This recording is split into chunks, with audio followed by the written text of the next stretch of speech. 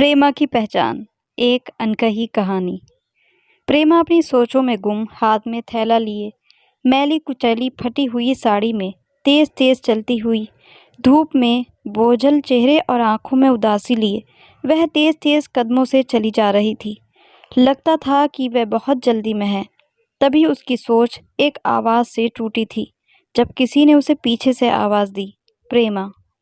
पहले तो उसे अपना वहम लगा, लेकिन जब दोबारा से उसने कानों में अपने नाम की आवाज़ सुनी, तो उसने तुरंत से मुड़कर देखा।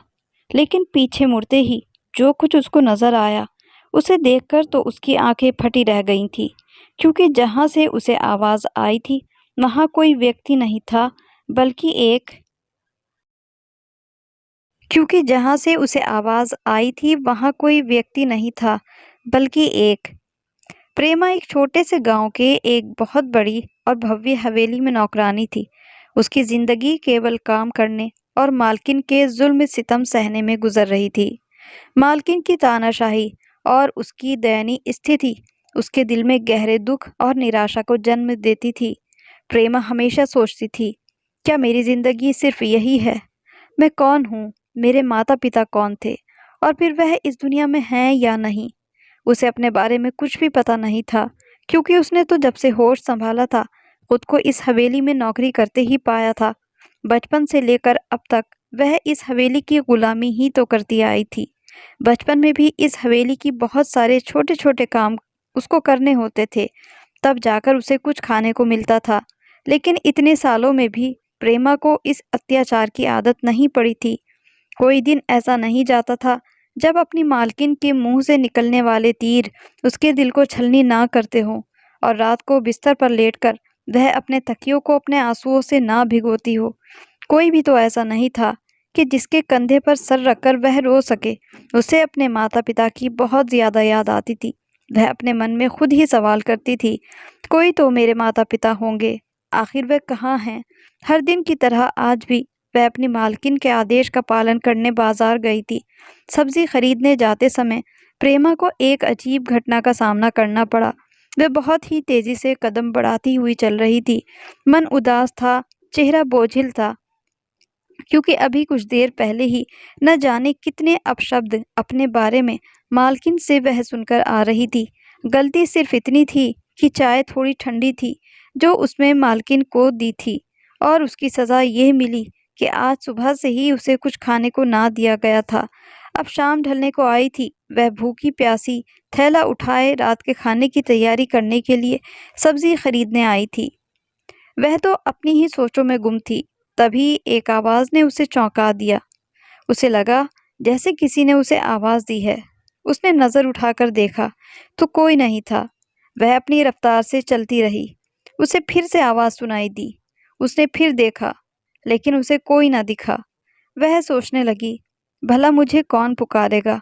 उसने इसको अपना वहम समझा, लेकिन तीसरी बार फिर उसे अपने नाम की आवाज़ अपने कानों में गूंजती हुई सुनाई दी। तभी उसने पीछे मुड़कर देखा तो वहाँ कोई व्यक्ति नहीं था, बल्कि उसकी आंखें फटी रह गईं जब उसने अपने पैरों के पास एक लिफाफा पड़ा देखा था, जिस पर प्रेमा लिखा हुआ था। अपना नाम उस लिफाफे पर देखकर वे बहुत ज़्यादा हैरान थी और घबरा गई। उसने चारों तरफ आते जाते लोगों को देखा कि कहीं कोई उसे देख तो नहीं रहा, लेकिन उसने चैन की सांस ली। उस पर किसी का भी ध्यान नहीं था।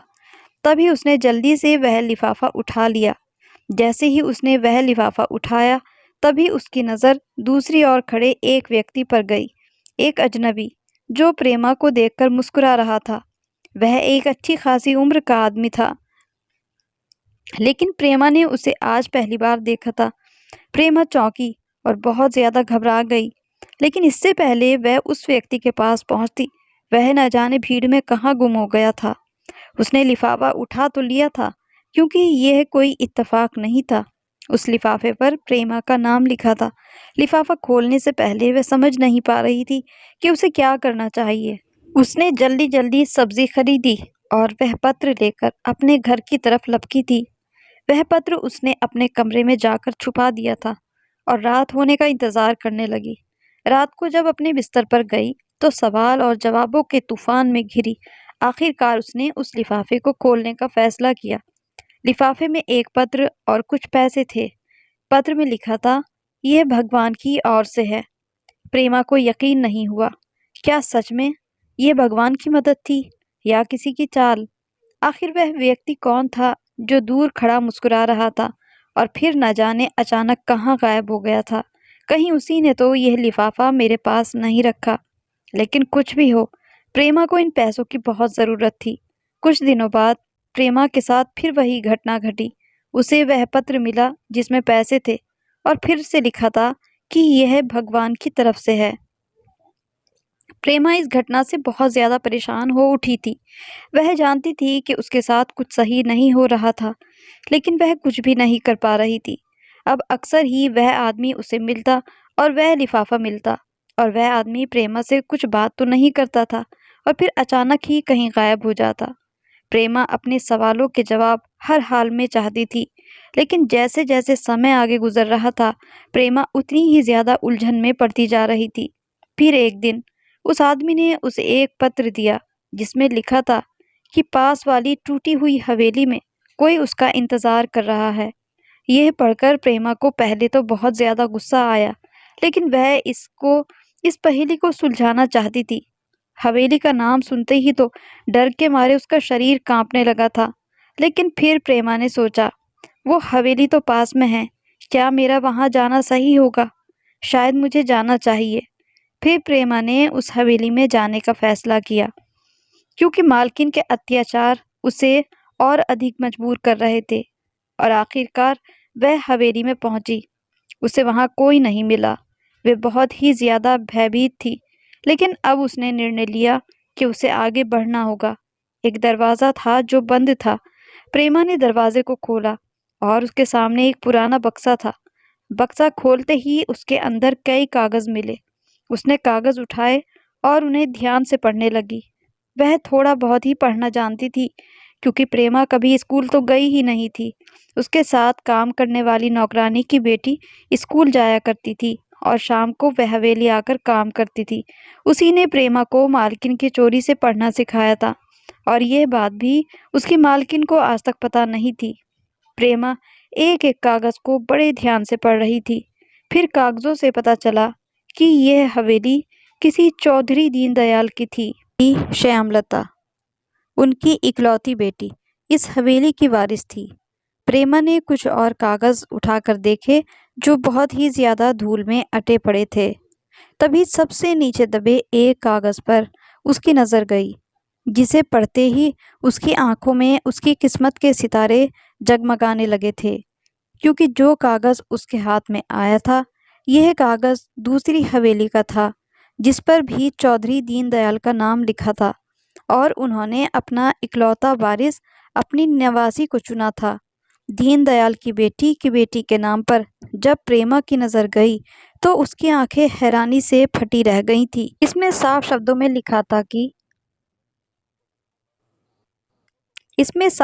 में लिखा था कि चौधरी दीनदयाल के बाद उनकी नवासी प्रेमा इस हवेली और सारी जायदाद और संपत्ति की मालकिन होगी। और ये हवेली वह हवेली थी जिसमें उसकी मालकिन रह रही थी। प्रेमा पढ़ते ही प्रेमा ने यह जान लिया कि वह अपने नाना के वसीयत के अनुसार इस हवेली की अगली वारिस थी। लेकिन उसकी मालकिन के कब्जे में वह हवेली कैसे पहुंची, इन सारे सवालों के जवाब उसे खुद ढूंढने थे। यह जानकर उसका दिल धड़कने लगा। उसकी जिंदगी में एक अलौकिक मोड़ आ चुका था। अब उसके लिए ये जानना जरूरी हो गया था कि उसके माता पिता का क्या हुआ। उसने और कागज़ देखे कि शायद उसे अपने माता पिता के बारे में कुछ पता चल सके, पर उनके बारे में वहाँ कोई जानकारी नहीं थी। क्या वे जिंदा थे या नहीं? सोचों और सवालों में घिरी हुई प्रेमा ने तय किया कि उसे अपने परिवार की सच्चाई खोजनी होगी। यदि वह इस नए जीवन को पाना चाहती है तो उसे यह पता लगाना होगा कि उसके माता पिता का क्या हुआ। जब वह हवेली से बाहर चल रही थी तो अचानक वह अजनबी फिर से उसे दिखाई दिया, लेकिन आज वह गायब नहीं हुआ, बल्कि उसने प्रेमा की ओर मुस्कुराकर इशारा किया। प्रेमा ने महसूस किया कि यह आदमी किसी तरह से उसकी जिंदगी के साथ जुड़ा हुआ है। उसने साहस जुटाकर उससे बात की। तुम कौन हो? प्रेमा ने पूछा। वह आदमी धीरे से बोला, मैं तुम्हारे नाना का विश्वास पात्र हूँ। मेरे पास तुम्हारे परिवार के बारे में जानकारियाँ हैं। तुम इन कागजों को वकील के पास ले जाना चाहिए ताकि तुम इस सब की सच्चाई जान सको। प्रेमा ने उसे सुना। इससे पहले कि प्रेमा उससे कुछ और पूछती, वह आदमी फिर से गायब हो चुका था।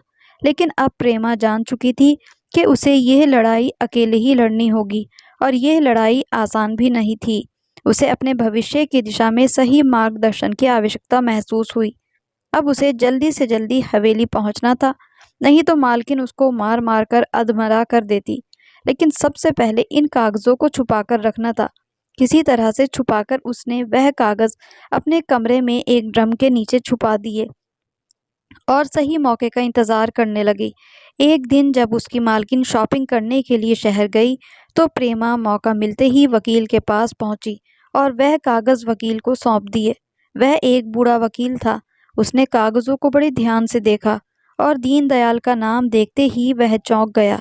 उसने बड़े ध्यान से प्रेमा की ओर देखा था और प्रेमा को देखते ही मुस्कुराने लगा। प्रेमा कुछ समझ नहीं पाई थी, तो जो कुछ वकील ने प्रेमा से कहा, उसे सुनकर प्रेमा को लगा कि उसकी डर और निराशा का समय अब खत्म होने वाला है। तब वकील ने प्रेमा से कहा, तुम चिंता मत करो। तुम इस गांव के ईमानदार मुखिया की बेटी हो, जिसने पूरे गांव का भला किया। मुझे सारी सच्चाई पता है कि कैसे तुम्हारे माता पिता से ये हवेली छीन ली गई थी। लेकिन मेरे पास कोई सबूत नहीं था, और ना ही तुम्हारे परिवार का कोई सदस्य था जिसे लेकर ये मुकदमा लड़ा जाता। मजबूरी में मुझे भी खामोश बैठना पड़ा। लेकिन अब तुम आ गई हो, तो हम मिलकर ये लड़ाई लड़ेंगे। फिर वकील ने प्रेमा को गुजरे हुए समय की सारी सच्चाई बताई। तुम्हारे नाना बहुत ही दयालु व्यक्ति थे। उन्होंने हमेशा पूरे गांव की तरक्की के लिए सोचा था। तुम्हारे नाना के पास धन दौलत की कोई कमी नहीं थी। तुम्हारे पिता गांव में एक अध्यापक थे। तुम्हारे नाना ने अपनी दोनों हवेलियों की वसीयत तब बनाई थी जब तुम 1 साल की हुई थी। उन्होंने एक हवेली अपनी बेटी के नाम की और दूसरी हवेली तुम्हारे नाम पर कर दी गई थी। लेकिन कुछ ही दिनों बाद तुम्हारे नाना पर किसी ने झूठा मुकदमा दायर कर दिया था कि हवेली पर तुम्हारे नाना ने नाजायज़ कब्जा जमाया हुआ है। इस बात को लेकर तुम्हारे नाना ने अपनी हक की लड़ाई लड़ने में कोई कसर नहीं छोड़ी थी। मैं उनका वकील था। हमने अपनी पूरी जान लगा दी थी, और आखिरकार हम ही यह केस जीत गए थे, क्योंकि हमारे पास सारे सबूत और गवाह थे। लेकिन अचानक ही तुम्हारे नाना की तबीयत बिगड़ गई और वह इस दुनिया से चल बसे। तुम्हारी माँ इस सदमे को झेल नहीं पा रही थी। उन्हें उस हवेली से जैसे नफरत हो गई थी। तुम्हारी माँ श्यामलता ने उस हवेली में ताला डलवा दिया था, और जो सामान जैसे रखा था वह वहाँ पर वैसे ही पड़ा रहा था। गांव में सभी तुम्हारे माता पिता और तुम्हारे नाना के वफादार थे, इसीलिए उस हवेली में कभी किसी ने घुसने की हिम्मत नहीं की थी। तुम्हारे माता पिता जिस हवेली में आज तुम नौकरानी बनी हुई हो, उस हवेली में तुम बिल्कुल राजकुमारी की तरह पली थी। सब कुछ ठीक ही चल रहा था। अचानक तुम्हारे पिता के भाई, यानी कि तुम्हारे चाचा, एक दिन रोते हुए तुम्हारे पिता के पास आए। वह अपनी गरीबी का रोना रो रहे थे। तुम्हारे माता पिता दयालु थे, इसीलिए तुम्हारे चाची चाचा को उन्होंने अपनी हवेली में पनाह दे दी। शुरू शुरू में तो सब कुछ सही रहा, लेकिन धीरे धीरे तुम्हारे चाचा चाची ने वहां पर पैर पसार लिए थे। एक दिन उस हवेली में पुलिस घुस आई और दूसरे गांव के चौधरी की जमीन हड़पने के इल्जाम में तुम्हारे माता पिता को गिरफ्तार करके ले गए थे। यह कलंक तुम्हारे माता पिता के दिल का सदमा बन गया था। उन्हें उनकी सफाई में कहने का भी कुछ मौका नहीं दिया था। हालांकि सारे गांव ने मिलकर इसका बहुत ज्यादा विरोध किया था। थाने पहुंचकर तोड़फोड़ की। काफी गांव वालों को चोट आई थी और कुछ को पुलिस ने जेल में बंद कर दिया था। लेकिन कोई फायदा नहीं हुआ। उस समय मेरे पास भी कोई ठोस सबूत नहीं था कि तुम्हारे माता पिता बेगुनाह हैं। और वैसे भी ये एक सोची समझी चाल थी, जिसमें पुलिस को पैसा भरा गया था, और शायद ये तुम्हारे चाचा चाची की ही तरफ से थी, क्योंकि आज वही उस हवेली पर कब्जा जमाए हुए हैं। कुछ दिनों बाद उन्हें जेल से रिहा कर दिया गया था, लेकिन वह दोनों न जाने कहाँ चले गए थे। तुम उस समय लगभग 2 साल की होंगी। तुम्हारे चाचा चाची ने दूसरी हवेली पर भी कब्जा करने की बहुत कोशिश की, लेकिन वह नाकाम रहे। यह सारी सच्चाई सुनकर कि उसके माता पिता के साथ जो कुछ हुआ, उसे लेकर प्रेमा के दिल में बहुत दर्द था। और वह तुरंत अपने माता-पिता को ढूँढने के लिए निकल पड़ी। अब उसे अपनी मालकिन का कोई डर नहीं था। अब वह हवेली नहीं लौटी थी। वह किसी भी हाल अपने माता-पिता को ढूँढ लेना चाहती थी और आखिरकार उसकी मेहनत रंग लाई। पूछते-पूछते वह एक गाँव तक पहुँची थी, जहाँ उसकी मुलाकात अपने माता-पिता से हुई और यह सब वकील की मदद से ही मुमकिन हो सका था। प्रेमा के माता-पिता अब एक छोटे से गांव में किसी कच्चे घर में रह रहे थे। वह आर्थिक तंगी और कठिनाइयों का सामना कर रहे थे। दूसरी ओर मालकिन ने प्रेमा को बहुत ढूंढा और थक हार कर बैठ गई, लेकिन आने वाले समय का उसे जरा भी अंदाजा नहीं था। प्रेमा ने वकील से सलाह ली और ये तय किया कि अब सही समय है जब वह उस हवेली की मालकिन बनी उसके चाचा चाची के खिलाफ मुकदमा करेगी। वकील ने उसे समझाया कि यह आसान नहीं होगा। प्रेमा ने अपने दस्तावेज इकट्ठे किए और अदालत में एक केस दायर किया। उसके पास हवेली के कागजात, चाचा और चाची द्वारा किए गए धोखे के सबूत और अपने माता-पिता और कई गांव वालों की गवाही थी। वह अदालत में सच्चाई को सामने लाने के लिए तैयार थी। सुबह-सुबह ही प्रेमा हवेली पहुंच चुकी थी। प्रेमा को देखते ही हवेली की मालकिन बनी उसकी चाची उस पर बरस पड़ी। प्रेमा बिल्कुल खामोश खड़ी रही। तभी उसकी चाची की आंखें फटी की फटी रह गईं जब उन्होंने प्रेमा के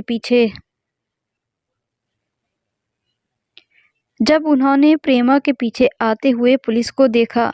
वह पुलिस पर भी चिल्लाने लगी कि तुम्हारी हवेली में घुसने की हिम्मत कैसी हुई। लेकिन किसी ने भी उसकी बात का जवाब नहीं दिया और दोनों पति पत्नी को हवेली से गिरफ्तार कर ले गए और जेल में डाल दिया। अदालत ने मामले की सुनवाई की और चाचा चाची के खिलाफ प्रेमा के सबूतों का आधार लेकर फैसला किया। अदालत ने पाया कि जो कुछ भी प्रेमा के माता पिता के साथ हुआ वह धोखाधड़ी और अन्याय का परिणाम था। आखिरकार प्रेमा की मेहनत रंग लाई और उसके चाचा और चाची को गिरफ्तार कर लिया गया। उन्हें अदालत ने जेल भेज दिया। प्रेमा और उसके माता पिता की खुशी का ठिकाना नहीं रहा। उन्होंने एक दूसरे को गले लगाया और प्रेमा ने अपनी माँ के आंखों में आंसू देखे जो खुशी के थे। प्यार और सच्चाई की इस जीत ने उनके दिल में नई उम्मीद जगाई। प्रेमा ने अपने माता पिता के माथे से वह कलंक हटाया था जो बरसों पहले उनके माथे पर लगाया गया था और अब वह फिर से एक साथ थे। प्रेमा ने अपने जीवन का नया अध्याय शुरू किया। अब वह अपने माता पिता के साथ मिलकर नई हवेली को सजा रही थी। इस कहानी से हमने सीखा कि सच्चाई और साहस के साथ जीने का क्या अर्थ होता है। जब हम सामना करते हैं तो हम दुनिया के सबसे बड़े झूठ को भी सच में बदल सकते हैं। तो ये थी हमारी आज की कहानी। कहानी अच्छी लगी हो तो इसको लाइक और शेयर करना ना भूलें और कमेंट बॉक्स में हमें अपनी राय ज़रूर दें। कहानी आपको कैसी लगी बताइएगा ज़रूर। चैनल पर नए हैं तो इसको सब्सक्राइब करना ना भूलें और ऐसी ही दिलचस्प और मज़ेदार कहानियों के साथ फिर मिलेंगे। तब तक के लिए good bye and thanks for watching.